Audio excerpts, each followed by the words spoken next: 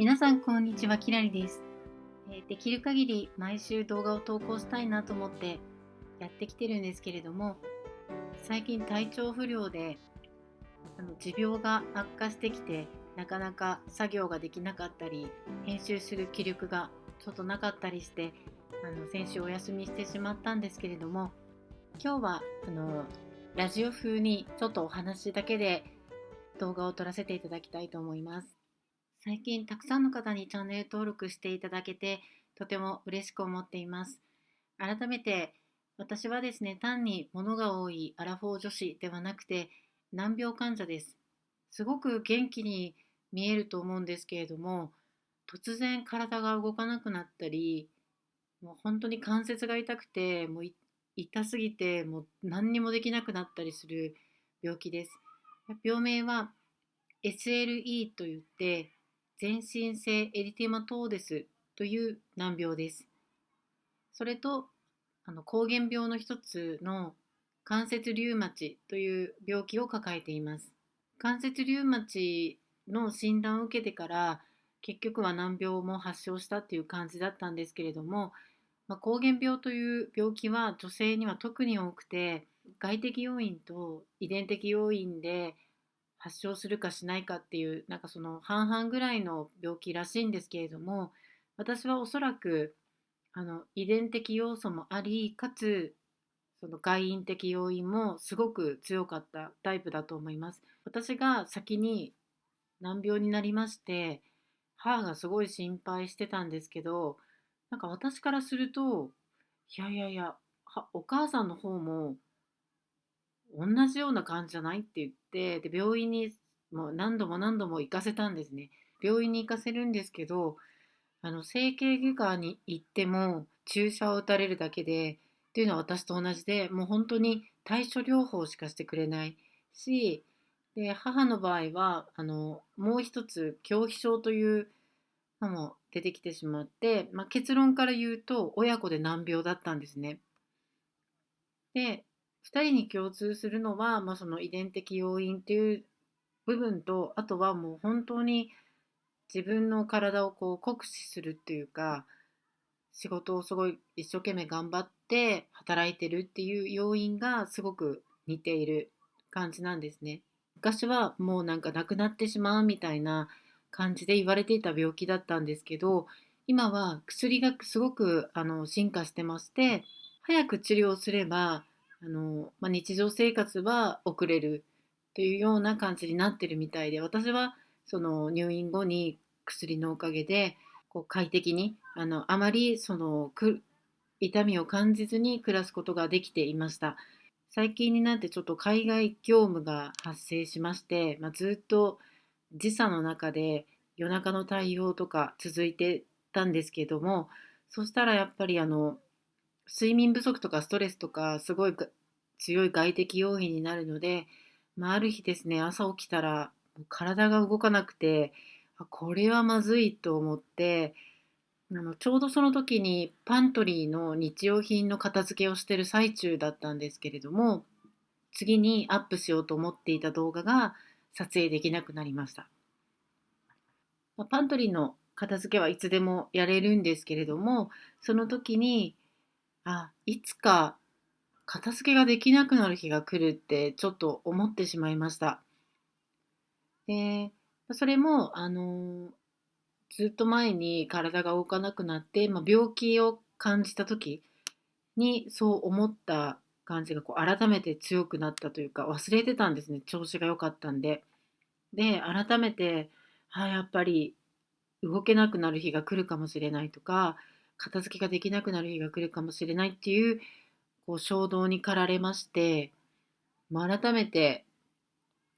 日頃からやれる時にいろんなことをやっておかないとまずいなと自分自身が思いました。で、私の場合は病気が原因でそうなってますけど、とはいえ年齢的にも40代だし、そろそろ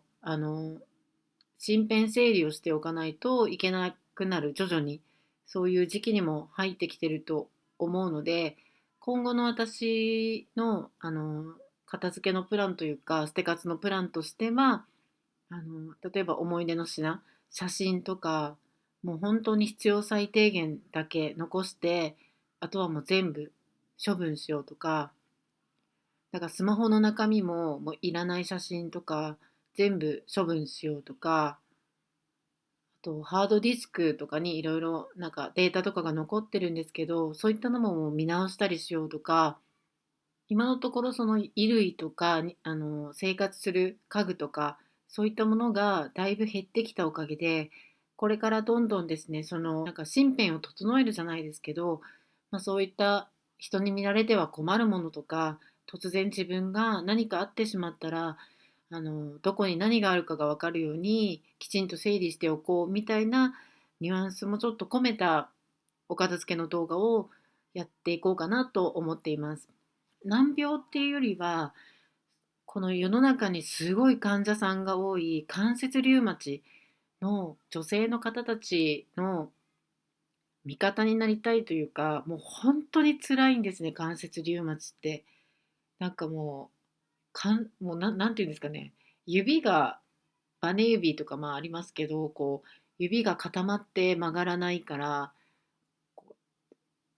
例えばボタン一つでも止まらないんですよね。で、トイレに行って、親指とかの関節が痛いとズボンが下ろせないし、ズボンが上がらないし、で、ズボンを上げた時にボタンも止まらないとか、なんか本当に一つ一つの動作が大変だし、鍋を一つ取っても、もう大きい鍋全部手放したんですけど、重いものが持てない。洗う時も、なんか全然できないので、そういうものを全部処分してよかったなと思ってるんですけれども、やっぱりその関節リウマチとか病気で苦しむ方の目線で、少し自分は優しい収納というのをこれからそれは自分のためにもなるので、少しそういう目線でやれたらいいなっていうふうに最近感じています。40代なのに就活って思われるかもしれないんですけど、先ほどお話ししたように、もしも何かあったら、ワンちゃんの面倒を誰が見るんだとか、やっぱり見られたくないものは見られたくないので処分しておこうとか、あとはじゃあこの家のこととか書類系はどうなってるんだとか、本当にいろんなことを整えておかないと、なんか何かあった時にまずいなって感じました。はい。いろんなものをずっと減らしてきたんですけれども、その大物が終わってから、なんか病気がまたこう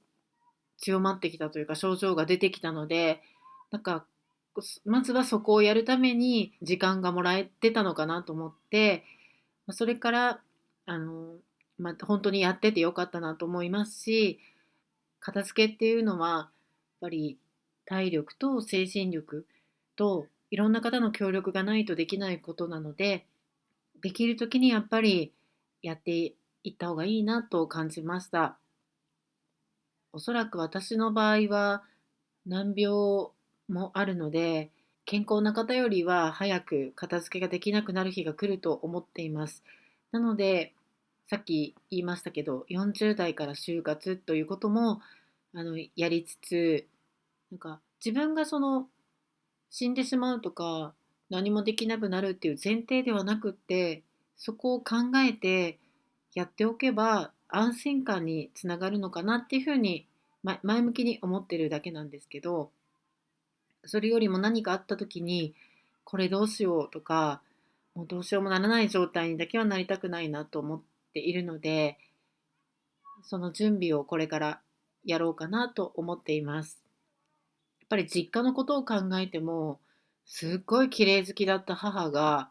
ぱり最近もう体力がなくて、なんかこう、いや、もう体力も気力もなくって、なんか自分ではあまりできないって言うんですよね。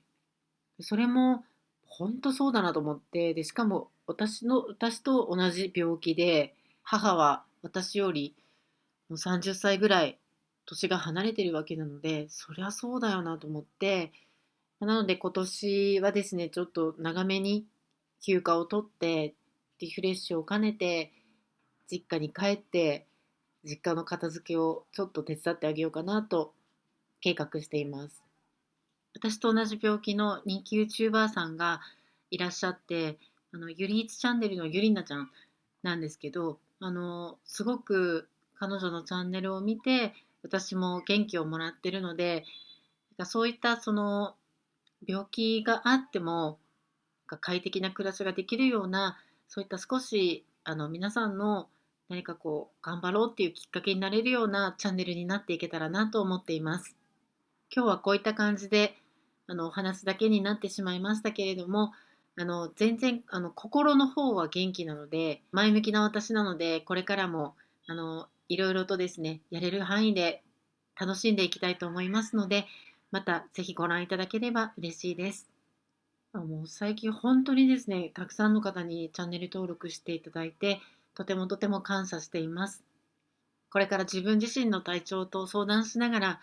やれる範囲で楽しんでやっていきますので、また応援よろしくお願いします。きらりでした。